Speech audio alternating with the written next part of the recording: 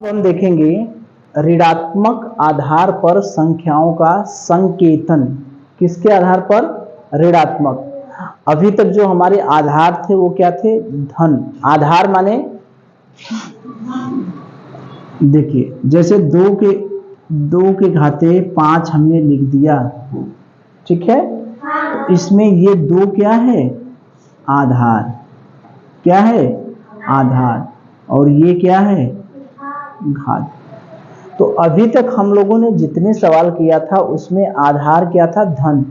यानी 2 क्या है? धन 2 है ना।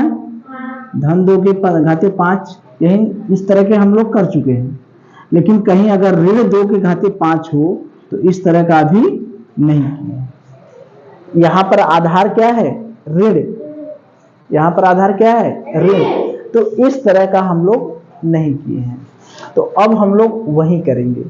जैसे हम जानते हैं कि ए गुणे ए का अगर 3 बार गुणा किए तो कितना हो जाएगा? ए के घाते 3 होगा। ए का अगर 5 बार गुणा किए तो कितना हो जाएगा? ए के घाते 5। ठीक है। अब देखिए यहां पर ऋण 2 के घाते 3, इसका मतलब क्या हुआ? ऋण 2 का गुणा कितनी बार हुआ है? ऋण 2 के घाते 3 है, इसका मतलब ऋण 2 का गुणा कितनी बार हुआ होगा? 3 बार। Very good. 3 बार। 1 बार, 2 बार और 3 बार। यही हुआ। अब देखिए इसको फिलहाल हम मिटा दें।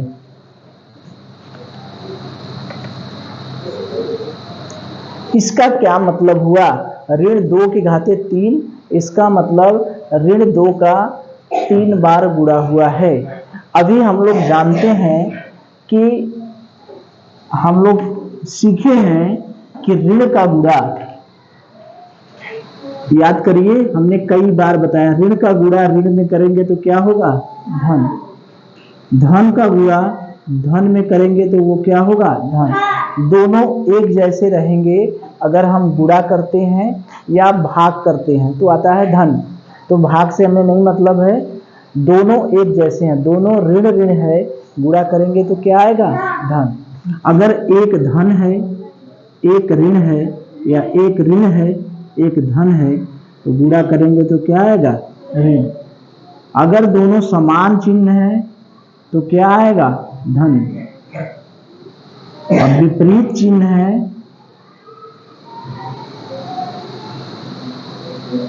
तो क्या आएगा? ऋण। तो ये देखिए अगर हम इन दोनों को जोड़ा बनाकर गुणा करें तो ये ऋण और ये ऋण दोनों मिलके क्या बन जाएंगे? धन। और 2 गुणे 2 क्या हो जाएगा? 4 हुआ। गुणे ऋण 2। अब इन दोनों को ले ले एक साथ, ये धन है और ये ऋण है, तो एक धन और ऋण का गुणा करेंगे तो क्या होगा? ऋण। और 4 दूना क्या होगा? 8। ठीक है। यहां पर देखिए, यहां पर ऋण 2 का गुणा कितनी बार करेंगे? कितनी बार? 4 बार। तो 1 बार, 2 बार, 3 बार और 4 बार। अब इसका मान निकालें, 2 2 का जोड़ा बनाएं। ऋण में ऋण का गुणा करेंगे क्या होगा? धन। और 2 गुणे 2 क्या होगा? 4। और इसमें ऋण में ऋण का गुणा करेंगे क्या होगा? धन। और 2 में 2 का गुणा करेंगे ये क्या होगा? 4। ठीक। अब धन गुणे धन क्या होगा? धन। क्या हो गया? धन। और ये हो गया 16। ठीक है। यहां पर ऋण 2 का 3 बार गुणा है। ऋण 2 के घाते 3, इसका मतलब ऋण 2 का कितनी बार गुणा? 3 बार। 2 2 का जोड़ा बनाए तो ऋण और ऋण का गुणा किए क्या हो गया? धन। और ये बचा ऋण 2, धन और ऋण का गुणा किए क्या हो गया? ऋण। यहां पर क्या है? 2 के घाते 4, तो ऋण 2 का गुणा 4 बार, 1 2 3 और 4। दो दो का जोड़ा बनाए, 2 गुणे 2 कितना हो गया 4, ऋण 2 गुणे ऋण 2 4, धन गुणे धन क्या हो गया धन, और 4 गुणे 4 क्या हो गया 16। तो यहां पर ये देखिए 3 क्या है,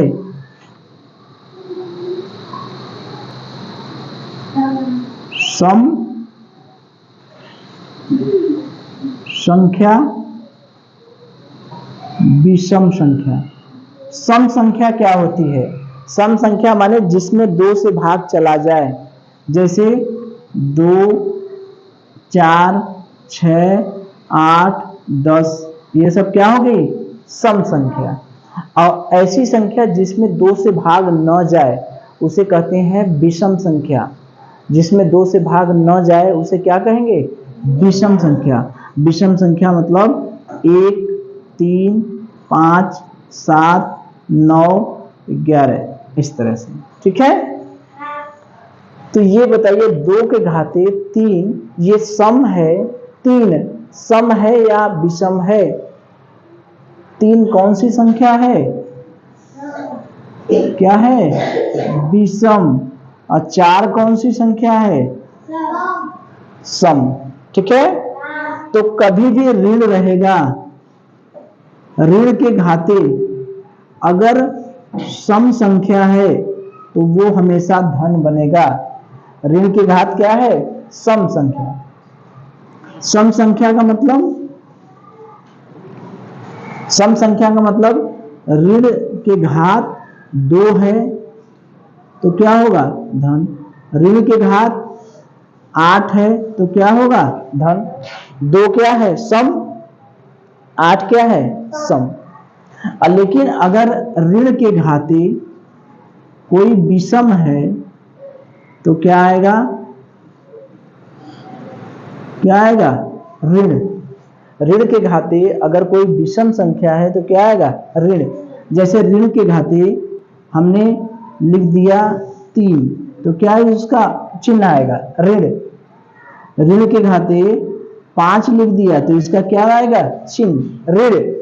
जैसे यहाँ ऋण के घाते 3 है, विषम है ना, तो विषम है तो चिन्ह क्या आया ऋण, विषम है तो चिन्ह क्या आया ऋण। यहां पर ऋण के घाते क्या है 4, 4 क्या है सम संख्या है, तो सम है ऋण के घाते सम है तो क्या आएगा धन, ठीक है। किसी भी ऋण के आगे अगर हमारा सम है तो चिन्ह आएगा धन, और ऋण के घाते विषम है तो चिन्ह क्या होगा ऋण, ठीक है। चलिए तो ये याद रखिएगा कि अगर हम ऋण के घाते सम रहेगा, ऋण के घाते अगर ऊपर है सम संख्या तो हमारा चिन्ह क्या होगा धन, क्या होगा धन। अगर ऋण के घाते कोई विषम संख्या है तो हमारा चिन्ह क्या होगा ऋण, याद रहेगा। अगर मान लीजिए ऋण के घाते 7 है तो क्या आएगा धन आएगा कि ऋण आएगा बताइए। ऋण के घाते 7 है तो क्या आएगा ऋण। ऋण के घाते 10 है तो क्या आएगा धन। 10 क्या है सम। सम संख्या माने जिसमें 2 से भाग चला जाए। 10 क्या है 2 से भाग चला जाएगा कि नहीं चला जाएगा। 8 में क्या है 2 से भाग चला जाएगा। 6 में क्या है 2 से भाग चला जाएगा। तो जिसमें 2 4 6 8 10 जिसमें भी 2 से भाग चला जाएगा वो क्या कहलाएगा सम। और जिसमें 2 से भाग नहीं चला जाएगा, जिसके अंत में 1 रहे 3 रहे 5 रहे 7 रहे 9 रहे 11 रहे, वो सब क्या कहलाएंगे विषम। जैसे अगर हम कह दें 111 ये क्या है सम की विषम, क्या है विषम, वेरी गुड। 124 ये क्या है विषम या सम, सम। क्यों इसमें 2 से भाग, इसमें 2 से भाग नहीं, इसमें 2 से भाग नहीं जाएगा, शेष बच जाएगा ना, कटेगा नहीं। 124 में भाग देंगे 2 से भाग चला जाएगा।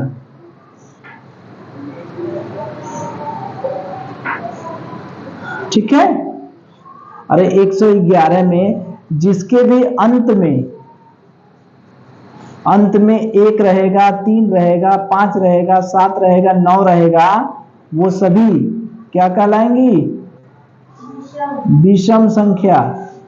जिसके भी अंत में, जिस भी संख्या के अंत में 1, 3, 5, 7, 9 इस तरह से लिखा रहेगा तो वो क्या कहलाएंगी? विषम। और जिसके भी अंत में 2, 4, 0 भी रहेगा, 0, 2, 4, 6, 8 रहेगा, वो क्या कहलाएगा? सम संख्या। ठीक है। तो एक प्रश्न और बता दीजिए हमें, 1, 8, 9, 4, 3 ये क्या है?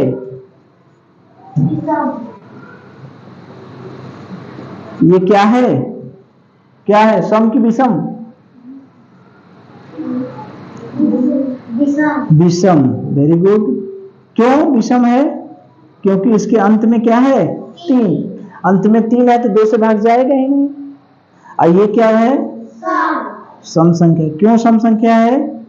क्योंकि अंतिम में 8 है, इसमें 2 से भाग चला जाए। ठीक है। तो कुछ प्रश्न करें? चलिए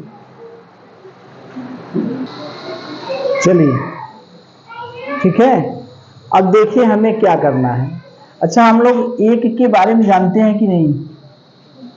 एक के बारे में, एक की खासियत यह है कि एक की घाते अगर 1 रहेगा तब भी इसका मान 1, 1 की घाते 2 रहेगा तब वो इसका मान 1, 1 के घाते 3 रहेगा तब वो इसका मान 1, 1 के घाते 8 रहेगा तब वो इसका मान 1, 1 के घाते 125 रहेगा तब वो इसका मान 1, 1 के घाते x रहेगा तब भी इसका मान 1। 1 के घाते घात अगर कुछ भी रहेगा तो उसका मान क्या होगा? 1। ठीक है। 1 के घाते कोई संख्या रहेगी उसका मान हमेशा क्या होगा? 1। 1 के घाते कोई संख्या उसका मान क्या होगा? 1। ठीक है।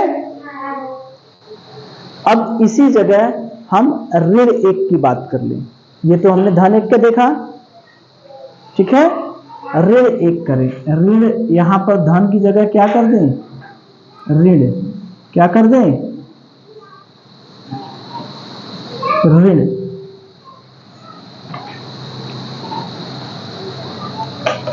अब देखिए यहीं पर हमारी बात बदल जाएगी।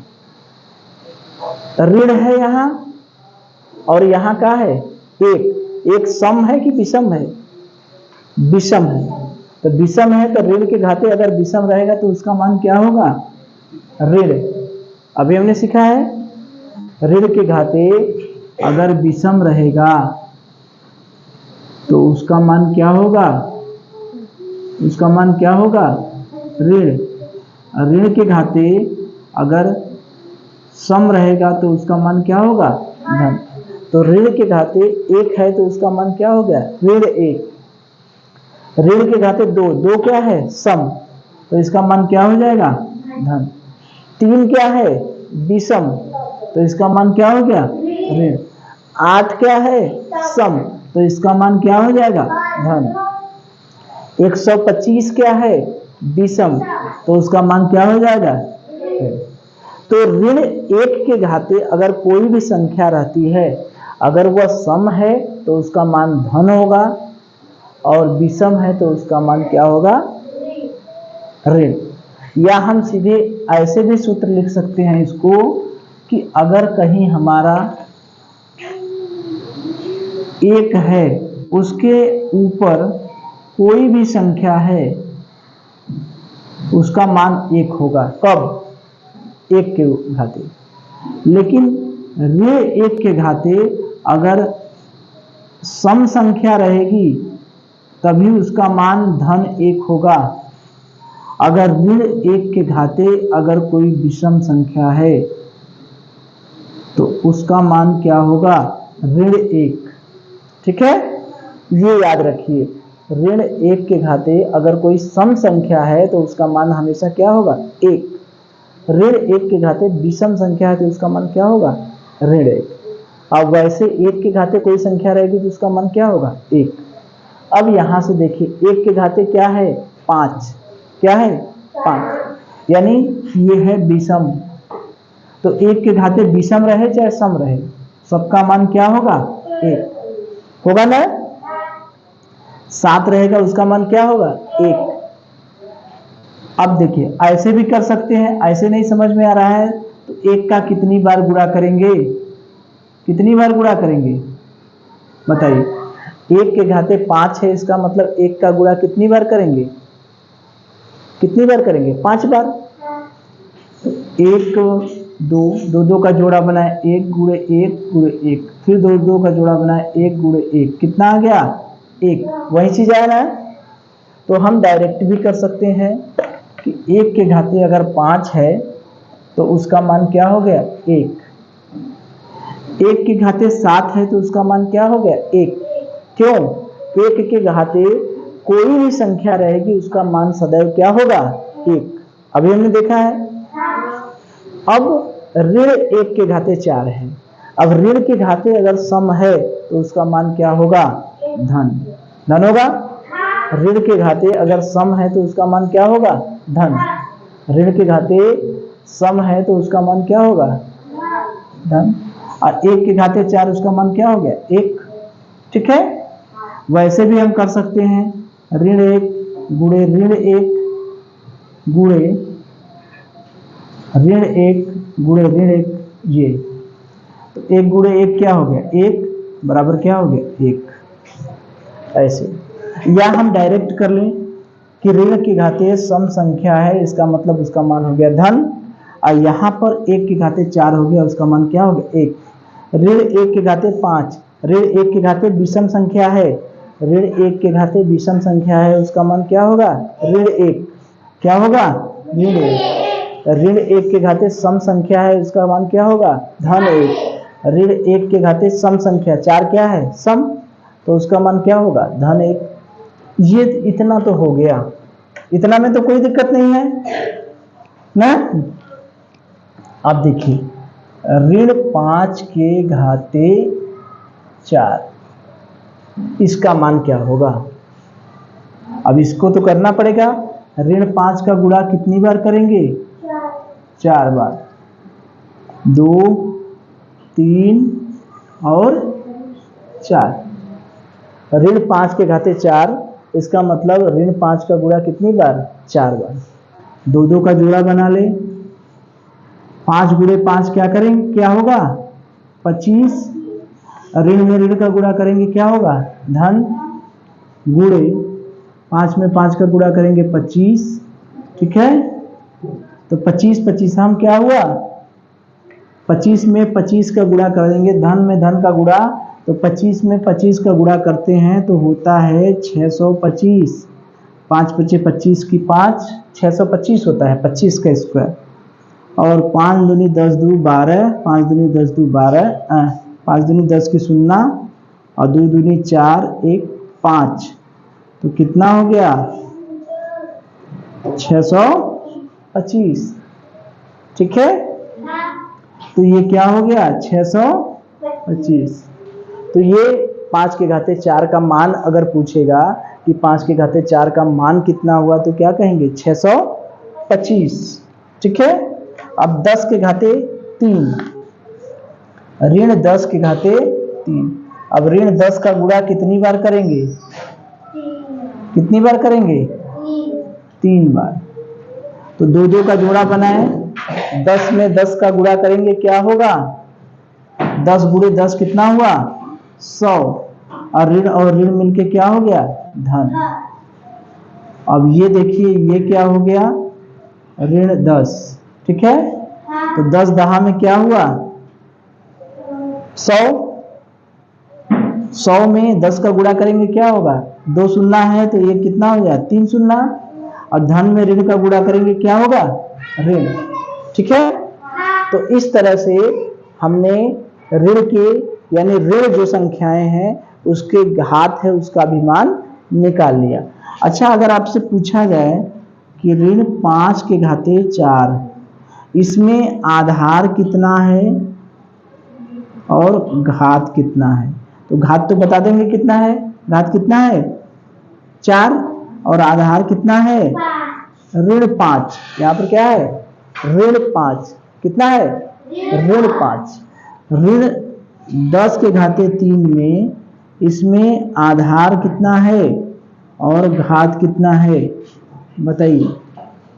ऋण 10 के घाते 3 में आधार कितना है ऋण ऋण 10 और घात कितना है 3, ठीक है। चलिए चलिए देखिए, ऋण 1 के घाते 17, इसका क्या मान होगा। ऋण है उसके घाते, ये सम है कि विषम है, विषम है, तो ऋण के घाते विषम है तो उसका मान क्या होगा ऋण होगा। और 1 के घाते 17 है, उसका मान क्या होगा 1। ऋण के घाते कोई भी संख्या रहेगी 1 हो जाएगा, ठीक है। अच्छा, ये 6 गुणे 6 गुणे 6 गुणे 6, इसको घात के रूप में लिखेंगे। 6 का 4 बार गुणा किया है तो इसका मतलब 6 के घाते कितना हो गया 4, ठीक है। अगर 5 के घाते 3 और 3 के घाते 5 में कौन बड़ी है, कर लेंगे। ये क्या है आपका होमवर्क, ठीक है।